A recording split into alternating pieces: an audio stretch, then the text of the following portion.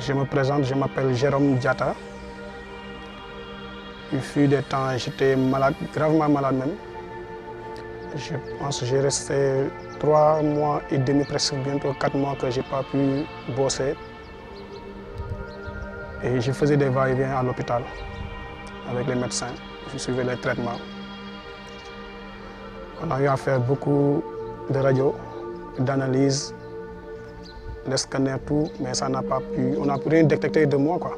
Et ça m'est arrivé comment un jour je partais du boulot parce que ma femme avait accouché un jeudi soir.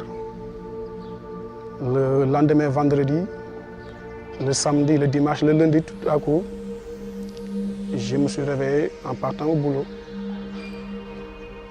Et de là-bas, j'ai senti quelque chose. Ma main gauche s'enflait et ça me faisait tout mal, tout le corps était immobilisé. Je suis allé voir les médecins pour voir comment ça se passait. Et ça a perduré encore toujours. Le vendredi, je devais partir en voyage. J'étais à l'aéroport avec un monsieur, un de mes collègues. Il me dit, boy, puisqu'on attend le vol, viens, on part là-bas pour prendre un verre ensemble. J'ai dit, ok, il n'y a aucun problème. Le moment que je voulais me déplacer, j'ai senti mes pieds que je ne pouvais pas bouger. Il s'est retourné et me dit, mais qu'est-ce que tu attends? J'ai dit, moi, là, je ne me sens pas. Il me dit, ah bon, qu'est-ce qui se passe? J'ai dit, je ne sais pas, je ne peux pas bouger. Il revient vers moi. Il a touché mon pied, il dit, mais attends, toi, qu'est-ce qui t'arrive? J'ai dit, mais c'est quoi? Il me dit, mais tous tes pieds sont enflés. Même le pantalon que j'avais porté, on avait même obligé de déchirer ça avec un ciseau. De là-bas, quand même, je me suis dit, quel que soit Alpha, je vais accomplir ma mission, je vais partir en voyage. C'était le vendredi, samedi, dimanche soir, on m'avait vers 15 h de Ziguinchor sur Dakar par vol direct pour venir me soigner à l'hôpital. Je faisais des va-et-vient à l'hôpital. Toute ma famille était découragée parce que moi-même, à un moment donné, c'était ça, quoi. Un jour, ma femme tout le temps me disait que papa, il faut partir voir le prophète Élie. J'ai dit, ok, d'accord, je vais partir. On a eu même à se disputer là-dessus parce que quand je venais de l'hôpital, chaque fois il me dit, papa, le soir on part. Je dis, moi je suis fatigué, partez et priez pour moi. Et c'est fâché, tout le monde s'est fâché contre moi parce que je ne voulais pas venir. C'est pas question que je ne voulais pas venir, je ne croyais pas, mais j'étais tellement découragé, j'étais malade. Un jour, j'ai quitté l'hôpital vers 17 h, des trucs comme ça. Je suis revenu à la maison. Et 18 h, 19 h, je me suis reposé 18 h, 19 h. Comme si c'était un esprit qui est venu en moi.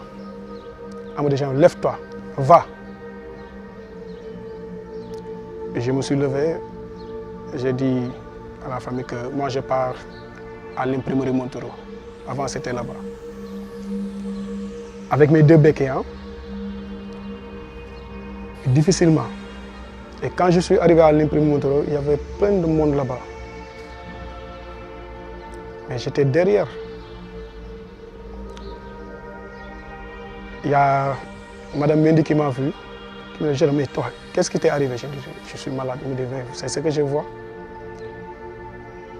Elle me demande de venir un peu plus devant, mais dans la foule, quoi. Je suivais les témoignages, les prières, comme tout le monde. Mais là où j'étais assis, je souffrais. À un moment donné, comme on disait à prophète Élie, va vers ce monsieur-là. Il est venu vers nous en disant, monsieur, je me suis retourné en disant, pensant qu'il parlait avec quelqu'un d'autre.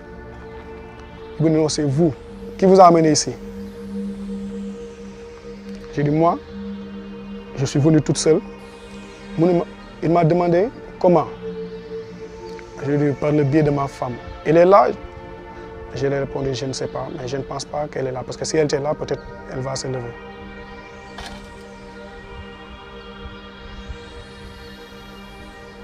Il m'a demandé, tu as mal? Ou j'ai dit, tout le corps me faisait mal. Il m'a dit, ok, d'accord, j'ai vu tes béquilles. Est-ce que tu peux te lever? J'ai dit, j'ai vu tes béquilles. Il m'a dit, est-ce que tu peux te lever? Je lui ai dit que je peux me lever, mais d'accord, il n'y a aucun problème. J'ai pris les béquilles. Il me demande de laisser les béquilles, je ne touche pas aux béquilles. J'ai dit, ah, sans les béquilles, je ne peux pas me lever. Il me dit, est-ce que tu crois au Christ? J'ai dit, oui, je crois, je suis un croyant, c'est pour ça que je suis là. Est-ce que tu crois que tu peux être guéri? J'ai dit, oui, c'est pour ça que je suis là.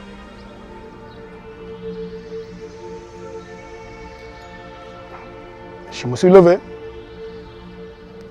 mais difficilement.